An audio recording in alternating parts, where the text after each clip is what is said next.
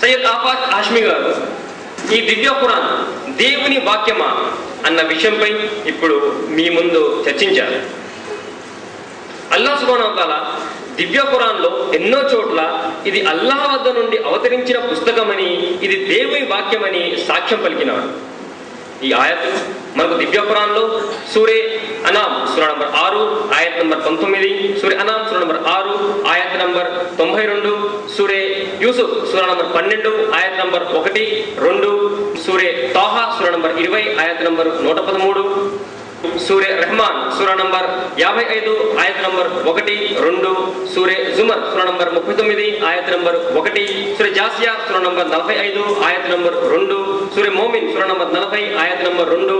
ఇంకా కొన్ని చోట్ల ఈ దివ్య ఖురాన్ అల్లాహ్ సుబ్హానహు వ తఆలా యొక్క పుస్తకమని, అల్లాహ్ సుబ్హానహు వ తఆలా అవతరించినదని అల్లాహ్ సుబ్హానహు వ తఆలా ఈ దివ్య ఖురాన్లో సాక్ష్యం పలికినాడు. ఇంకా ఎవరికైనా ఈ దివ్య ఖురాన్ దేవుని వద్ద నుండి వచ్చిన పుస్తకము అవునో కాదో అని ఒక సందేహం ఉంటే, అల్హమ్దులిల్లా ఈ దివ్య ఖురాన్లో ఎన్నో సూచక క్రియలు ఉన్నాయి, ఎన్నో సూచనలు ఉన్నాయి. ఈ దివ్య ఖురాన్ దేవుని పుస్తకాన్ని, ఇది ఎవరు మానవుడు రచించిన పుస్తకము కాదని తెలపడానికి. ఉదాహరణకు దివ్య ఖురాన్ యొక్క సూరే లహబ్ 111వ సూరా నంబర్ 111.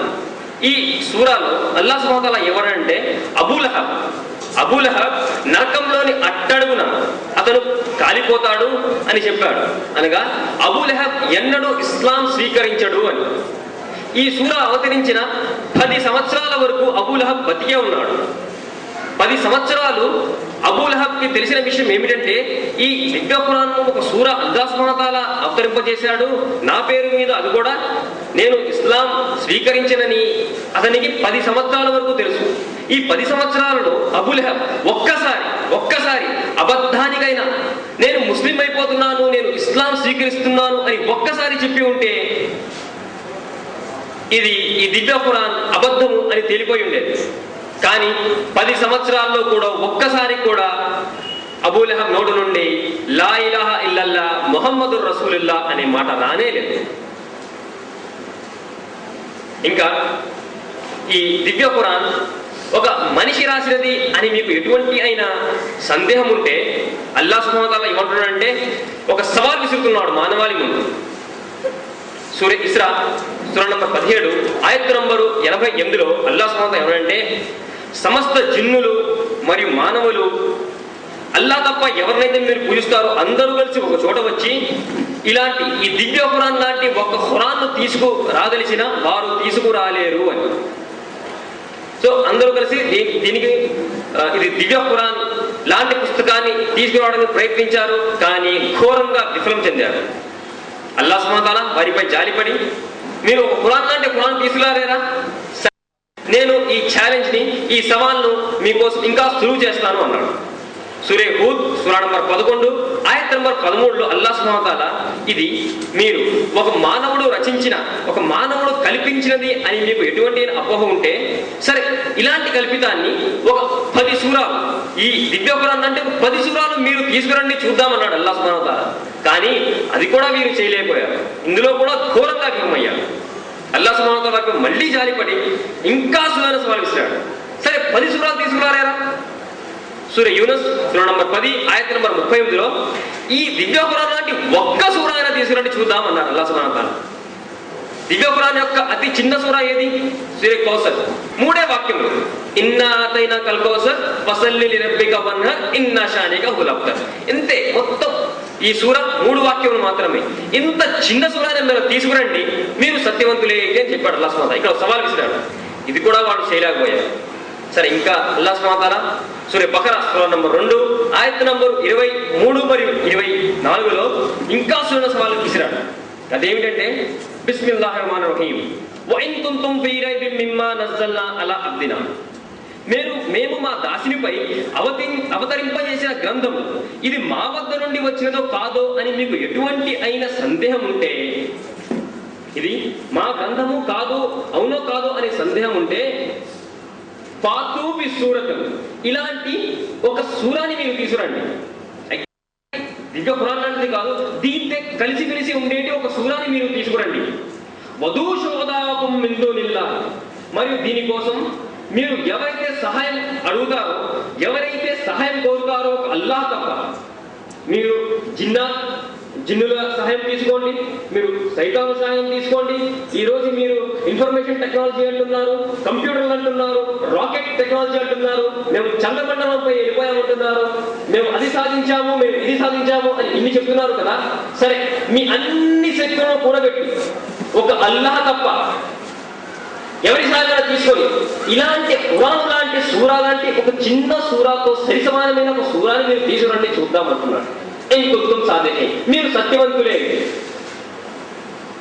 అల్లాహ్ సుబ్హానహు వ తఆలా ఈ ఆయత్ తర్వాత సూరా బకరా సూరా నంబర్ 2 ఆయత్ నంబర్ 24లో ప్రతి ఛాలెంజ్ ఇచ్చారు. ప్రతి సవాల్, ఒక సవాలుకి ప్రతి సవాల్. అదేమిటంటే ఫైలం తఫలు, మీరు తీసుకురాలేకపోతే, ఈ సవాలును మీరు స్వీకరించలేకపోతే, ఇలాంటి సూరాను మీరు తీసుకులేకపోతే, వలం తప్పలు, నిస్సందేహంగా మీరు ఎన్నటికీ తీసుకురాలి.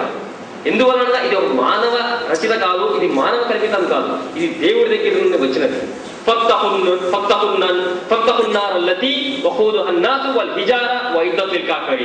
భయపడండి ఆ మహోత్తమైన అగ్నికి, దేనికైతే మానవులు మరియు రాళ్ళు ఇంధనం కాగలరు.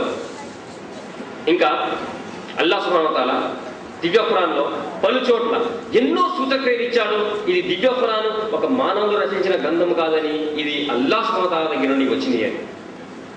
చాలా మంది మహోత్తమైన అరబ్ మేధావులు, అరబ్ పండితులు వారు ఏం చేశారంటే, మేము ఈ ఖురాన్ లాంటి సూరాలను మేము తీసుకొచ్చాము అని ఈ సవాల్, ఖురాన్ యొక్క సవాలుని మేము పరిపూర్ణం చేశాము అని వారు చెప్పారు. వారు కొన్ని సూరాలను రచించి 86 సూరాలు అన్నారు, ఇవి తీసుకొచ్చారు.